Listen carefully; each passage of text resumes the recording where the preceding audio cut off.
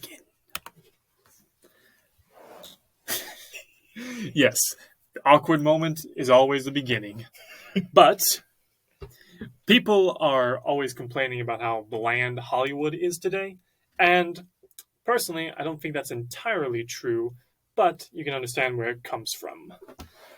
I'm Noah. I'm joined by my friend Oliver here today to talk about one of the more unique movies Hollywood ever produced, and then for no real reason, buried into obscurity. Odds are none of you listening have heard of this movie or seen it, and probably never will. But hopefully at the end of this, you'll have some desire to hunt it down. Let's begin. Okay, so what was, when you first saw it, what was your big takeaway, the thing that kind of made you want to explore the film in a deeper level? Mostly it was the fact that when I saw it, I thought this was very much a pleasant dream captured on film, as opposed to something like, say, a David Lynch film, which, while it doesn't always veer into nightmare, you always have an uneasy sense of dread when you watch one of his films. This was the first one I saw that felt like a pleasant dream, but didn't come off as childish in the run as well. Because you can definitely make something light and airy, but very often an unskilled director and writer will turn that into a kid's movie. And I don't mean that in a good way. So I think on the idea of, the whole dream metaphor, what I thought was really interesting when I first saw this is, what does something being dreamlike actually mean? And to me, what I was really fascinated by was the cause and effect of the movie makes no real sense. And and I don't mean that as a detriment, because then when you're watching the movie, you get things like, he helped the homeless guy, and that opened the door for him being accepted into this Illuminati-esque organization. He gets punched in the face and he falls back down to earth. Those are the kinds of things, when you're having a dream, it just makes sense. But when you actually thinking about it with rational thought, it's complete gobbledygook. Yes. And just so the people listening actually have an idea what we are talking about, yeah. we should probably give an explanation of the overall story at the moment. Okay, yeah. So the main star of our film is Zach Galligan. This was actually his second movie after Gremlins. Only the second film he'd been in. Before this, he had been in Gremlins. And Lauren Tom, who's most well known as the voice of Amy Wong in Futurama, plays Eloy, the Moon Girl, in this. So the overall plot is Zach Galligan, as Adam Beckett, is a listless young man who dreams of being an artist. Yes, I put on my most pretentious accent to say artist. Well, that really fits because, one of my biggest takeaways from the movie was I really thought he was such a pretentious character in that, so every scene that he's in, at least 4 times, he says, I want to be an artist. I came back to America to pursue art. Something that you learn about him, very early on, is he has no passion. He's not interested in any type of art or discipline of art. He likes the idea of being an artist. And a big scene that I thought was exemplified in that is the first time he's coming back to America. He's with his aunt who's singing and whatnot, singing being a form of art, and she's getting a lot of praise and whatnot, and he wants that for himself, which I thought was kind of an interesting thing because that's very much not the artist archetypal character. I think that would very much depend upon what story you're watching, because there's a lot of films and movies and whatnot where you have an artist character who is completely full of themselves. It's kind of a buy-in to that kind of character at all. Yeah, but this is what you'd see this is kind of what you'd see of a likable artist who's full of themselves, but we don't actually see the art side of him. So the film opens with him in a dream sequence of playing at Carnegie Hall, but it turns out it's actually a player piano going on. And the reason we know this is a dream even before he wakes up is because the first person to call him out is a 17th century redneck with a flintlock. So, after waking up from that dream, he gets some inspiration from a Swedish architect who I thought was actually David Letterman when I first saw it. Turns out it was a Czech actor by the name of Jan Triska, who had a minor role in Apt Pupil as Isaac Weiskopf. I'm probably butchering both of those names. But first time watching that, I genuinely thought that was David Letterman. But I gotta be honest, I didn't. well, it's funny. I mentioned when I was watching the movie, the audio syncing was kind of like a little whack. It was at that exact moment that it started being that way. So I didn't honestly think anything like of that character. I didn't like have too much thought. What was your kind of like take on the architects or role of the story, or do you want to like discuss the plot first before we go into depth on anything? Well, I do like these little tangents we're going on, Okay. but I do think the audience should have a full view of the plot. Okay. So he wakes up from a dream where he's playing a player piano at Carnegie Hall as a fraud. He then gets a pep talk from a Swedish architect who I thought was David Letterman, but who isn't, to go back to America, where he proclaims he will be an artist. But the America he comes back to is rather odd. He goes back to New York, but everything except for the Port Authority is on strike. The whole city is run by the Port Authority. Even the Art Academy, for some reason. So, going into the city, he is told he has to report to the Port Authority for an art test within 2 days. Mm-hmm. He has no idea what this test will be. And as it turns out, his test is to do a still life portrait of a woman, of a life model. He flunks it. Bad. And ends up having to work in a Holland tunnel with... I'm honestly not sure what his job even is. Yeah, I think his job was kind of to just sit there. Just pretend like he knows what he's doing. Yeah. So at this point, we get a cameo by Dan Aykroyd as well. Which, by the way, Dan Aykroyd and Bill Murray have cameos in this film. They're not the main stars. They're supporting. Which is funny, because when you look up this film, he's the first person that shows up, Yes. like, in the cast list. I mean, I'd love to be a star that big. I show up for 2 minutes and I get top billing. Yeah, he shows up in, like, the last, 30 minutes of the movie. We're talking about Bill Murray, not Dan Aykroyd, by the way. Yeah, well, it's kind of funny when the first thing you told me about this is a Bill Murray movie, or Bill Murray's in the movie. And I was like, oh, I can't wait to see Bill Murray. And I honestly forgot he was actually supposed to be in it by the time we saw him. Yeah. So I have no idea what he's supposed to be doing in the tunnel. He's given a pistol and told to stop cars occasionally, but it's not like he's running a toll booth. That's what I thought it was at the very first, is a toll booth. But yeah, but we never see him push a button to put a toll booth down or anything. So I have no idea what he does. He ends up hooking up with some model girl who lets him see a bunch of other pretentious artists and art displays, including a German guy counting to 1 million on a treadmill. art. Performance. Maybe a little avant-garde for my taste, I think. Maybe a little stupid. Avant-garde is just another word for stupid. No, avant-garde is tax break. It's Swedish for tax break. But he gets fed up with that lifestyle and believes he has to lead the life of the starving artist in a ratty apartment on his own. When he finally finds one, in it, there is a portrait that the previous artist inhabitant, because of course it was done by an artist as well, has, which is of this girl with little antennae on her head. And spoiler alert, well, not spoiler, Lauren Tom, who, as I said earlier, stars as a moon girl, does have antennae on her head, but unless you're watching for them, they're actually very much forgettable, because they're very tiny. Yeah, I didn't even remember the antennas when I first saw it. I mostly just associated it's a portrait of a woman. The antennas kind of got lost on me. I think they're shorter than a pinky finger. Okay, well now I feel less embarrassed about that. Yeah. So after finding this portrait of the woman, we see that he's been helping out the various homeless people around the city, which allows him, as you were saying earlier, to be drafted into what is essentially an underground Illuminati led by Father Knickerbocker, who leads essentially hobo Illuminati guardian angels, who tell him that the one place their love and beauty hasn't penetrated is the moon. If you're lost, good. That is the point. That is what you are supposed to be feeling. But you're supposed to feel lost in a good way. In a good way.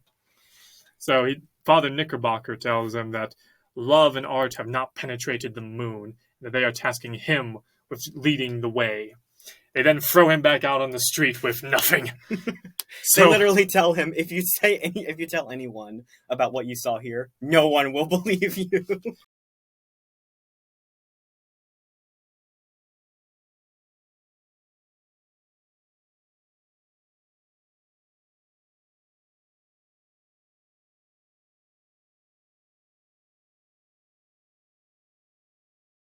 even the harp they give him turns into a trash can lid. So, dejected and probably feeling like he was just drugged, he starts wandering the streets for a while before coming across a bus that just so happens to be on its way to the moon. Because of course it is. Yes. By the way, they use what is clearly a toy bus for the transition shots. It's just a paper cutout of the moon and a toy bus, and they have like a camera right on top of it for a few shots. You know, that's something I really wanted to bring up was the set design from that point on is so whack because this movie came out, what, 84? Yes. Well, it didn't come out. It was made in 84. Yeah, it was made in 84, my bad. Yeah, for some reason, this movie got shelved due to unspecified legal trouble, and it has still not received a home release at all. But we'll get more into that in a bit. Yeah, what I wanted to say was everything after the scene with, like, you know, the hobos Illuminatis, the set design is, like, objectively looks really phony. Especially, like, for a movie that came out, or that got made in 84. Like, you know, it's, you know, like you said, like, the paper cutouts and whatnot. And I don't know. I thought that was really interesting. And that was, when I thought about it, I thought it was, like, that's very, like, obviously, like, this is, like, the most objectively, like, dream reality you're living, that the character is now, like, experiencing. Especially because it takes a pretty, I don't want to say like realist attitude on like set design and costume design, like from that, like before that, but like comparing the two is very like strange. I'm not exactly following what you say, but I think we can get more into that in a moment. Okay. So he gets on the bus to go to the moon, where he meets Eloy, a hula moon girl, who... Because hula moon girls inhabit the moon, don't you know? Yes, just roll with it. We cannot stress this enough. Just roll with it. So, but Eloy just so happens to be the girl from the painting earlier. And when she ends up separating him from the group, which is actually entirely made up of old people who are there to shop, because again, just roll with it. Turns out the sector of the moon that they're on is specifically designed to be a consumer shopping extravaganza and nothing else, while the rest of the moon is surrounded by jungle. If this sounds a little familiar, it is. We'll get into that. But Eloy and Adam share a heartfelt moment where she actually sings a really beautiful song. Mm-hmm. I don't know if Lauren still has that type of singing voice, but if she does, I hope Futurama displays it more because it's genuinely quite nice. Yeah, I really enjoyed that scene. It was like, I was really like transfixed by that. You can definitely get lost in that moment. And that's actually one of the only clips of this movie that is available on YouTube, is her singing to Adam. Oh, is it? I did not know that. Yeah. For some reason, that 3-minute clip got pulled out of the movie and put on YouTube and hasn't been taken down. For that to be like the only thing that like we kind of see on YouTube should be like a really good testament, because this is a very visually strong movie. There are a lot of like really good scenes that I think work in a vacuum that could be on YouTube. So, you know, just for that to be there. Yeah. So the moon security who have enslaved Eloy, because they aren't just workers, they're slaves. She even mentions that they killed all the moon men. Again, roll with it. The moon men. If I had a nickel for every time I've said just roll with it, I'd probably have 50 cents by now. But the moon men break into the little hut that Adam and Eloy are in, knock Adam out, which for some reason sends him back down to Earth, where he's now performing another concert at Carnegie Hall. Only this time it's not on a player piano, it's actually him performing, and when he's done performing, he sees Eloy in the balcony. We then get a closing shot of some of the hobos around the trash fire. And that's the movie. what was your thoughts when the movie ended? Like, what was the first like concrete thing you thought of? My first concrete thought was what I said earlier, that this feels very much like a pleasant Okay. dream captured on film. Hmm. And I took it at face value. You seem to have taken it as everything past the tunnel scene before he gets brought in by the homeless people is real. Everything after that is a complete dream to him. I just took it as it all happened except for the opening scene. Well, yeah, I think it's fair to say it does like blend um the borders between like dream and real, but I'm not like hooked on like any thought right now. Yeah. And I have a feeling Tom Schiller, the director, would have a similar reaction if we asked him that question of how much of this is supposed to be taken as real versus dream. Because his sense of humor seems to be very much messing with your head. Hmm. Which, if that name sounds familiar, Tom Schiller, he worked for over 10 years as an SNL writer. Yes? Sorry, I was not aware of that part. Wait, so you said before as like an SNL writer? He worked for 10 years as an SNL writer. I forget if this movie came out during his tenure or shortly after, but I'm positive that's how he came into contact with Dan Aykroyd and Bill Murray. Okay, okay. Especially because the budget for this film was like $3 million. Hmm. Which might sound like a lot, but in film like language, that's not a whole lot. Brooklyn Nine-Nine episodes cost $1 million an episode, just for reference. Yeah, that's a wonderful way to like put it. Yeah. Yeah. So now I forget where I want to go with this. How about we talk about this movie's influence on Futurama? Oh, yes. If any of what we've described sounds a little familiar, like I said at the beginning, Lauren Tom, who's the voice of Amy Wong in Futurama, plays the moon girl Eloy. Now, I don't have proof of this, but I have a reasonable assumption that most of the moon humor in Futurama came from her talking to the writers about this weird movie she did in the 80s that never got released.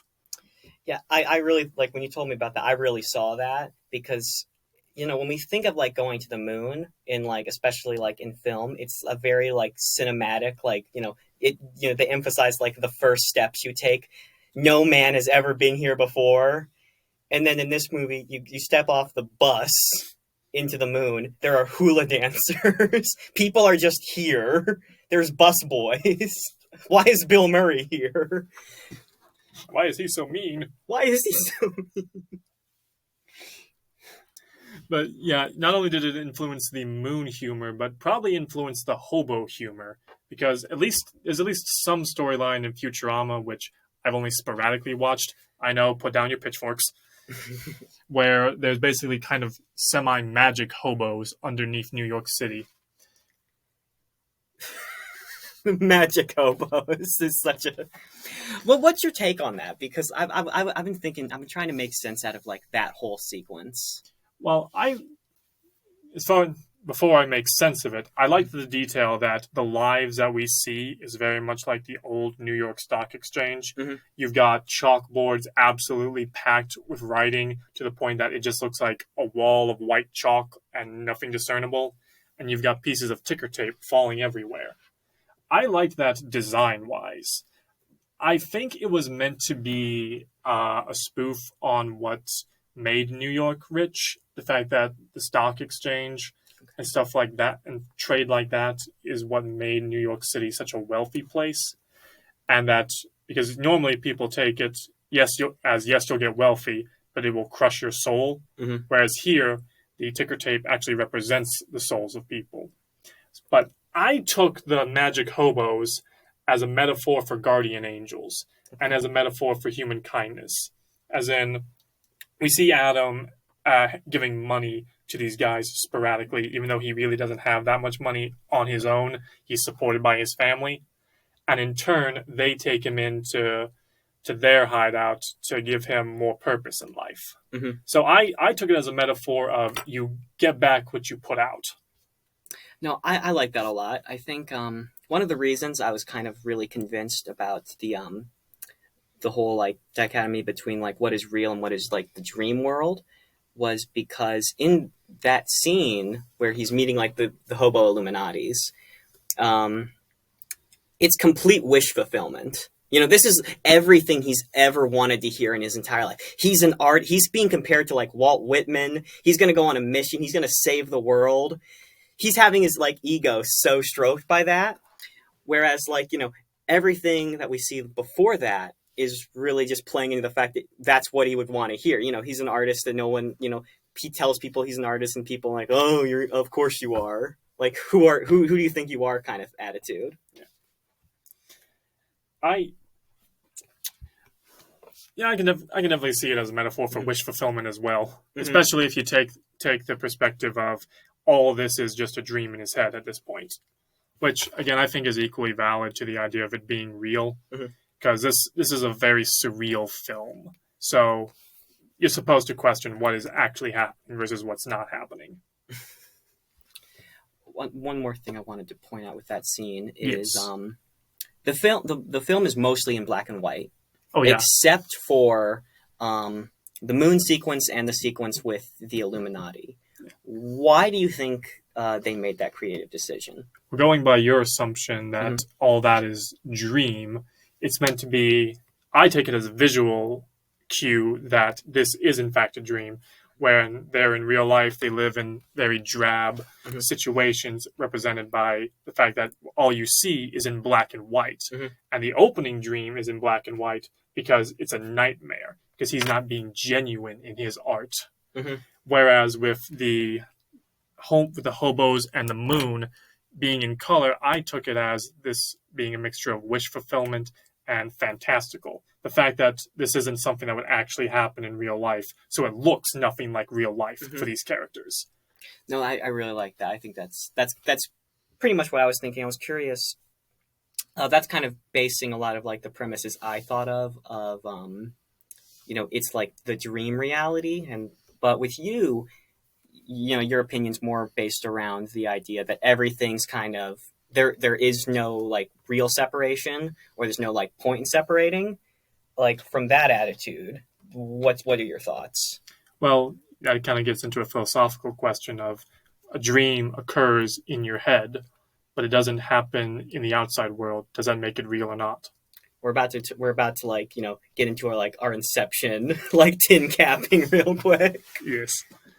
But repeat that question just so I know I'm on the same page. Okay. I was just curious.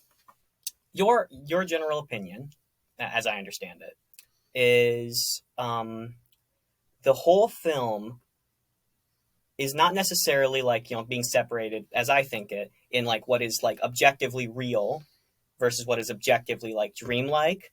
These are all things that are happening. So with my attitude being like there is an objective difference, I would agree it's meant to be like a heavy contrast between the drab existence he really has and like the fantasy existence that he like gets to experience. With your attitude, I'm just curious about the the colors, the black and white and the color scenes. Like I said, I think that's meant to be a visual cue for the audience. Okay. That with color, it's wish fulfillment, dreamlike, possibly just a full-on dream. Anything black and white is either drab reality or a nightmare. Okay. Fair enough. Yeah. Though, and I will say, the one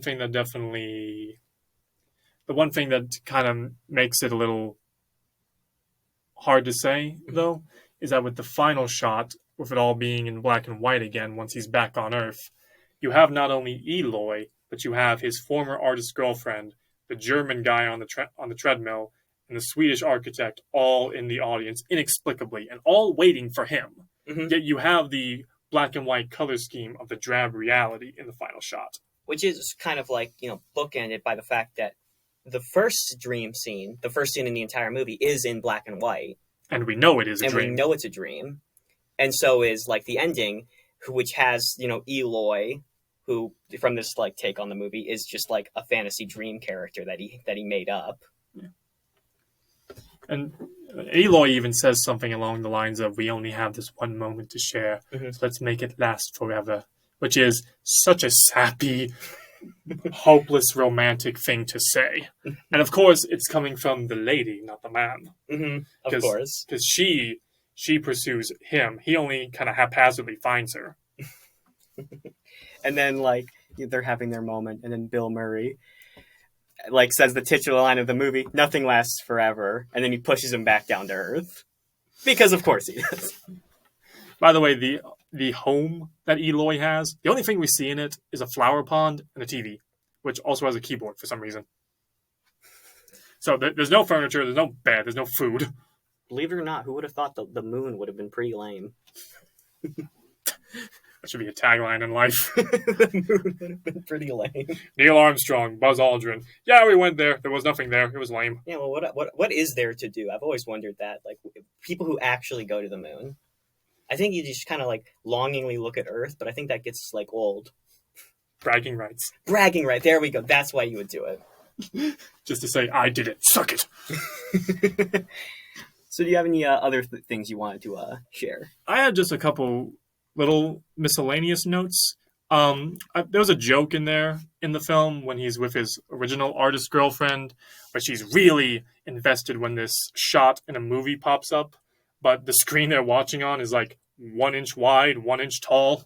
It is smaller than a phone, and even then, you've got like half of it taken up by the little dials on the TV, so you can't see anything.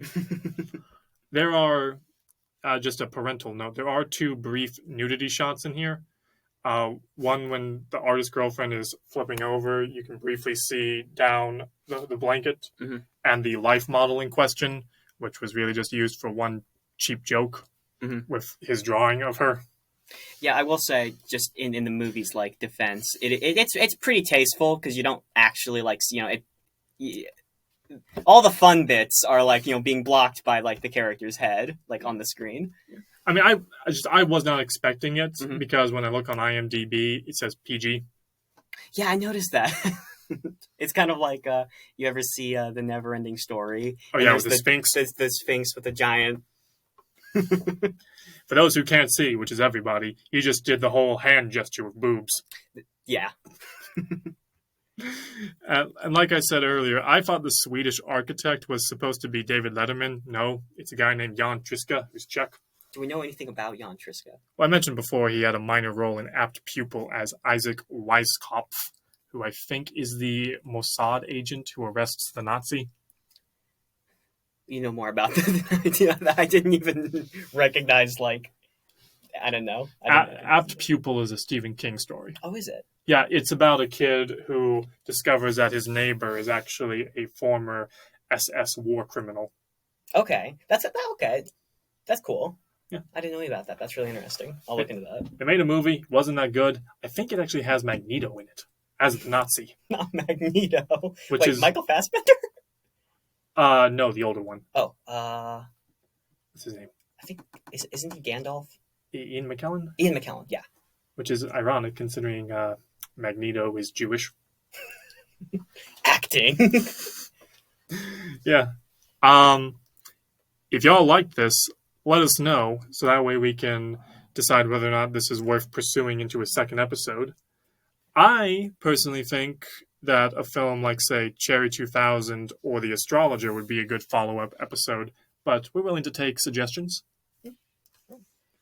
Anything else you want to add? No, I think I covered everything I was interested in. All right, then.